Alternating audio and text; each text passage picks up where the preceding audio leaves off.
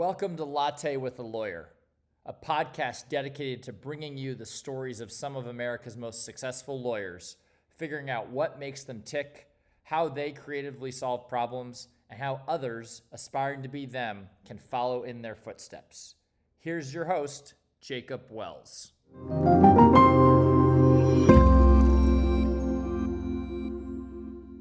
All right. Welcome to Latte with a Lawyer. I'm your host, Jacob Wells, and today I'm so excited because we have a great episode for you. We're going to be talking with Deborah Dixon about her work as the managing partner of the complex department at the Gomez firm, where she litigates class action and mass torts, focusing on defective products, consumer claims, and statutory violations. Here's our guest, Deborah Dixon. Welcome to the show. Thank you so much, Jacob, for having me. Absolutely. And thanks so much for spending some of your time with us today.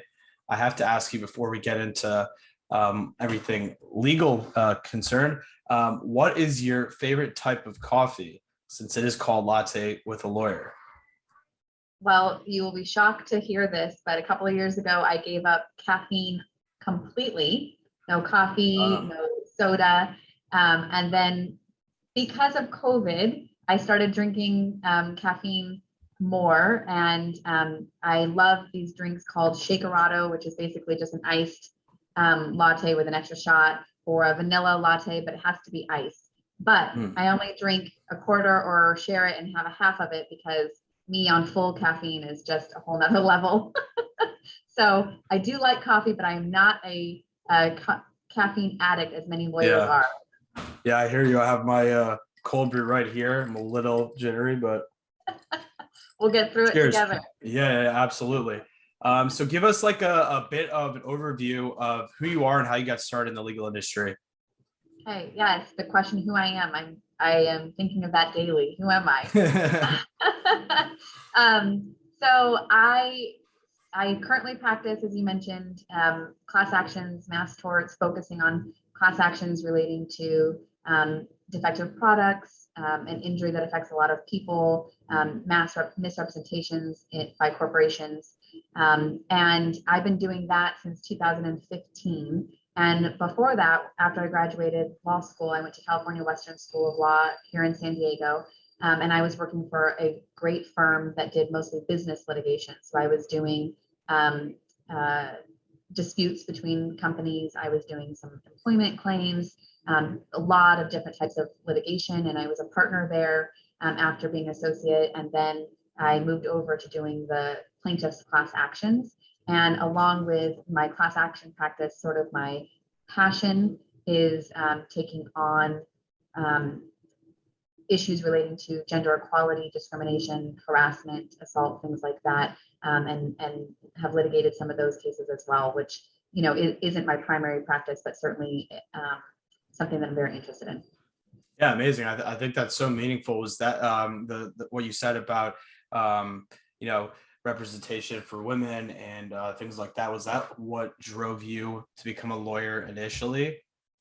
It actually was. And I've been very happy that I've been able to continue that throughout my career. I have been involved in women's empowerment and improvement and equality legal organizations, and spend my time doing that in education about inclusivity in the workplace. And that's not just gender, but it's obviously a topic and focus of mine. My mom will say that she said I should be a lawyer since I was a little girl. I didn't really believe it. I think I just argued with her a lot. But advocating for people was something I did all the time, and I defaulted to it. I had a lot of sisters growing up, and it was always me that was designated to go ask if we could do something. Go see if we can stay out later on our curfew. You go ask. And then I was doing that. Just as my natural personality. And then when I got to college at Santa Barbara, I started working at the domestic violence restraining order clinic with legal aid. I was volunteering. And I was thinking about going to law school, and getting to advocate on behalf of domestic violence survivors was something that I just knew I wanted to keep doing, preventing that, but also doing that in my legal career. And so when I became a lawyer, I knew that would always be a piece of it. But initially, when you're a brand new associated firm, you're just putting in as many hours as you can. But then I started being able to volunteer with Lawyers Club of San Diego, which is sole mission is the advancement of women in law and society. And I was able to work with some of the charities that they work with, and I was able to, start promoting that issue again. And it's just a passion that I don't think will ever go away. And that's good. Yeah, that's so wonderful. Is there any memory you have of any case involving women's rights or domestic violence that really stands out to you as being something you're extremely proud of? Yes, there is. And because of the legal disclosures, I can't say the name of the case, although it's public record, but I can't publicize it. But I worked on a case a few years ago that is still to this day one of the most meaningful cases that I have worked on in my career. And we represented tenured senior female scientists working at a research institute. And these women were, 30 years, 35 years into their career, and came to us because they were not understanding why their labs kept getting smaller and the resources were being depleted. And they kept being told, you're going to have to cut people. You can't do your science. And all these women wanted to do and had dedicated their life to do was to do science, but without resources and funding, they weren't able to do it. In the case, we eventually filed a discrimination case on their behalf, and we did not expect it to be as big as it was because it's, it's a well-known institution, but it's a local case. The response by the institution sparked a complete international outrage, because this was the first time that we were able to ever find in public record that senior women scientists had made a claim for discrimination, gender discrimination ever. And one of our clients was, at the top echelon of the Academy of National Association. And the response was, which I should have known was the way the case is going to go. The response from the Institute was, these women aren't being treated differently because they're women. They're being treated differently because they're the worst scientists that we have. And when they made that response, the scientific community came unglued with support for our clients. And it got attention that we never expected. And Science magazine started investigating the claims. And what we talked about in the case for a year and a half, we heavily litigated that case. And more information was being exposed about the way money was funneled to the men and away from the women. And the way that I described the case in public briefing was death by 1,000 paper cuts, because these women had spent their entire career, and every turn it was, not getting promoted, not getting leadership, not getting paid the same way, not getting access to resources, not being invited to meetings where donors were so that the donors even knew about their research and their science. And yet, despite all of that, they were still producing incredible science. Imagine what else they could have been doing had they had anywhere close to the resources that their male colleagues had. But we were successful in that case. And the biggest part for me that has been a wonderful success in my mind is the Institute, to their credit, agreed to make substantial changes within the Institute to ensure that this wasn't happening, to have some more transparency, to make sure that they were taking a look at their policies that were, in our mind, institutionalized discrimination. And then on a national level, other agencies, government agencies, started looking at these issues for how the grants were being dispersed and things like that. So there was real change that came about from these brave women being willing to stand up. Nothing we could have ever imagined, because the response just took off. Wow, yeah, that's amazing. I'm just curious, like specifically in the legal industry, how if there's similarities, and if you're doing any work in terms of that to fix that so there's more equality there for women. Yes, absolutely. It's in every industry, Jacob. I mean, absolutely. It is. And when the Me Too movement came out, and I say this in trainings that I give, the only people that were surprised by the Me Too movement were men, because every single woman I knew has faced sexual harassment or, on some level. And it's pervasive in every industry, and the legal industry is no different. the problem with the legal industry is you have, like the scientific industry, you have people who are used to advocating for themselves. And yet when it comes to those type of issues, it's very difficult to do that. And so you do see women feeling silenced or not addressing it. And the legal industry likes to think of ourselves as very objective, very rational, like the scientific industry. That was one of the major issues we face in that case too, is what evidence, empirical evidence do you have? And so the legal industry also has rejected for many years this notion of inequality because it's objective, it's billable hours, it's money in the door. That's why you're getting evaluated. But they've done so many studies to say that's not what it is. And it's small things. Again, death by 1,000 paper cuts. It's what type of cases you're being given, what type of evaluations you are on your writing. They've done studies to say that men and women will turn in the same assignment. There's 9 mistakes on the men's one, 9 mistakes on the woman's one. They will find all 9 on the woman's one, and they will find 2 on the men's one. I mean, they've done these studies.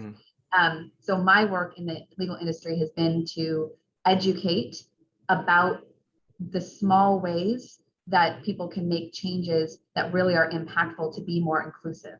And I had a presentation that I was giving many times called "Why hashtag You Too Should Care About hashtag Me Too." And I was giving it to mostly men in the legal industry whose minds were blown. They'd never heard some of the ways that women feel they're marginalized. You would go to a deposition and you would be asked if you were the court reporter. No male attorney that I have ever asked in all the seminars I've given has ever been called the court reporter. But every single woman attorney that I've ever asked has been called the court reporter. There's just the examples go on and on. So we need to educate so that people understand and have the ability to be more mindful of it, because that's the way that it's going to change.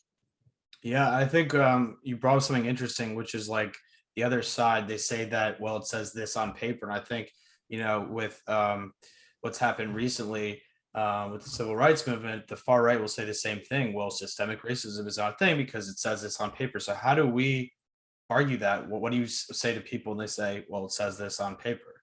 Yeah, and your point is so well taken, because that was this case that I had done. I was trying to make sure individually, nobody is going to admit that they discriminate against anybody. Everyone's going to say, I don't see, any difference between men and women, and I don't, no difference between race. Everybody internally, personally, well, not everybody, but the majority of people will want to say that I don't care what you are, who you are, but you have to meet my criteria.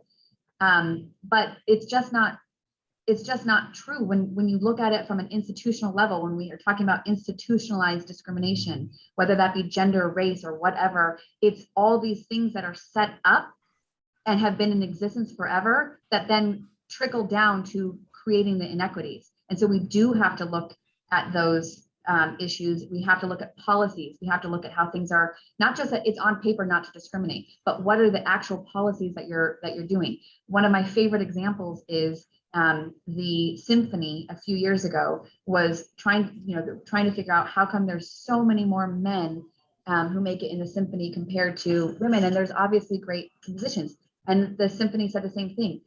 Everybody has to audition. It's just based on talent. There's no matter what gender you are, what race you are, it's purely talent.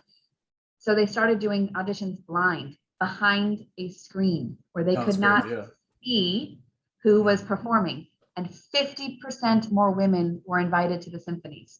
And that's huge, because it shows to us, no one's intentionally or consciously doing it and saying, that music doesn't sound as good because it's a woman, or that music doesn't sound as good because it's a Black woman, or name and the fill in the blank. It's subconscious. They're hearing the music and it's filtered by, they tend to choose men more often than women. But when they couldn't see who was performing, and imagine the increase in diversity that occurred, because the music is the music. It was our unconscious biases that were affecting it. So we can do that in the legal industry. Take the names off of the resume so you don't know if it's a man or a woman when you're first screening the person. There's no reason that you need to know, is it Jacob or is it Deborah? Just take the name off. Purely look at the qualifications. Women get more interviews when their name is not taken. And then once you get the interview, you have to see what happens. But just getting the interview itself is increased dramatically when the name is taken off and the screeners can't tell who it is in the beginning. Yeah, that's pretty amazing. Like how simple of a step that you have to take to make such a huge change. The name on the resume. I mean, how easy is that? Yeah. Wow, that's really eye-opening. I think it's really interesting. Kind of reminds me of that show. Is it The Voice, right? Where they like spin the chairs around at the end and they're like, oh wow. Yeah. Yes, and sometimes they would never even imagine the voice doesn't match what they think the person sounds like or looks like, or and all they're hearing is the music. And then they turn around and you see so many offense, and it's like a much younger person belting out some amazing thing that you think is going to be an older person. So yeah. I guess this leads me to my next question, which is like, where do you see the future of the legal industry going? I guess you could relate that to like what we've been talking about with women's rights, civil rights, these changes with the resume or what have you. Where do you think where do you hope the future is going to be? I certainly hope it's more inclusive for everybody, men, women, diversity. I certainly do. I think the way that is going to come about is on two different levels. I think that making changes like taking off the name on the resume, things like that, actually looking at these issues when everybody says we're objective when we give reviews, but then having to understand what that really means.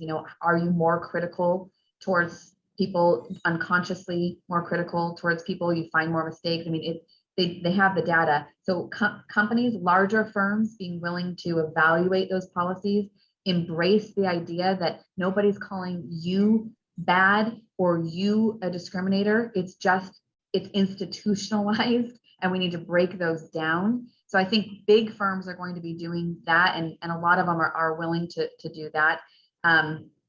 A lot of them are, a lot of law students are unwilling to sign on to law firms that are requiring them to have arbitration agreements, because forced arbitration agreements in employment settings make these issues become quiet and silenced because nobody hears about them. If you make a claim for discrimination, sexual harassment, any of that, it's never known because it has to be in a private forum. So that allows things to be kept under the rug, and for people to not know what's going on really, because they never get to hear about the issues.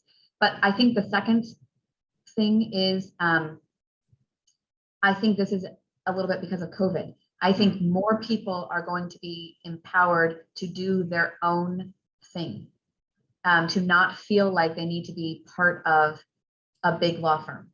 And that will make real change, I think, because once you have people saying, I don't need a huge office. I don't need the overhead. I could work from home. I can work in a smaller office. I can have just a virtual office or something like that to meet clients, to, have depositions, go to the court reporter's office.